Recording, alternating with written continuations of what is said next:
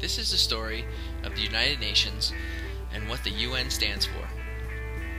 Are there people that believe the world would benefit from a single government for all nations? The answer is yes, and some of them are the richest and most powerful people in the world.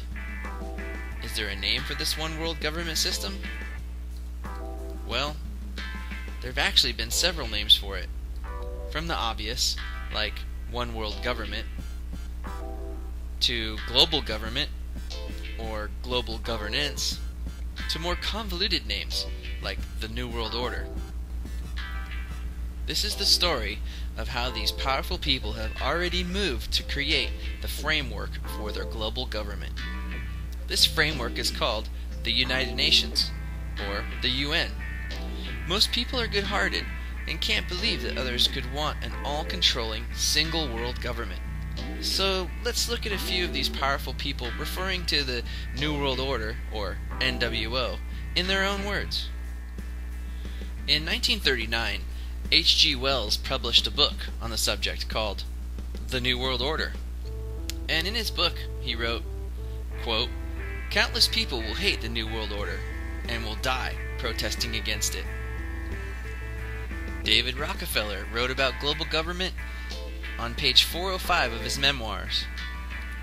Quote, "Some even believe we, the Rockefeller family, are part of a secret cabal working against the best interests of the United States, characterizing my family and me as internationalists, and of conspiring with others around the world to build a more integrated global political and economic structure. One world, if you will. If that's the charge, I stand guilty, and I'm proud of it." President George Bush Sr. said, quote, "What is at stake is more than one small country. It's a big idea, a new world order, to achieve the universal aspirations of mankind, based on shared principles and the rule of law, the illumination of 1,000 points of light. The winds of change are with us now." Gary Hart, U.S. Senator from 1975 to 1987, stated in a television meeting organized by the CFR in Washington, D.C. on September 4th, 2001, "There's a chance for the President of the United States to use this 9/11 disaster to carry out a new world order." Henry Kissinger stated at a Bilderberg conference in Evans, France, in 1991, quote, "The one thing man fears is the unknown. When presented with this scenario, individual rights will be willingly relinquished for the guarantee of their well-being granted to them by a world government." President Barack Obama on David Letterman said, "We've got to give them a stake in creating the kind of world order that I think all of us would like to see."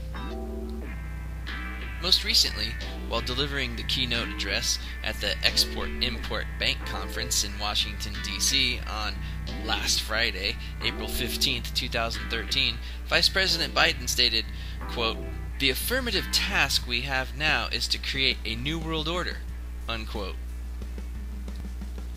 What would the benefits of a one world government be? One obvious benefit is no more war.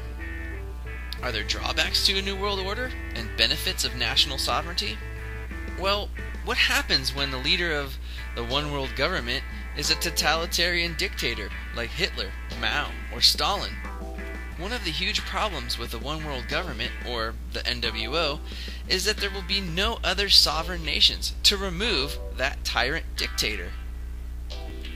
As Rahm Emanuel, former President Chief of Staff for President Obama, stated, quote, "You never want to let a crisis go to waste. And what I mean by that is, it's an opportunity to do things you couldn't do before." The first try at a world government framework was after the crisis of World War I.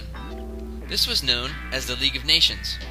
The League of Nations didn't go over too well with some of the sovereign nations, and therefore withered on the vine and failed.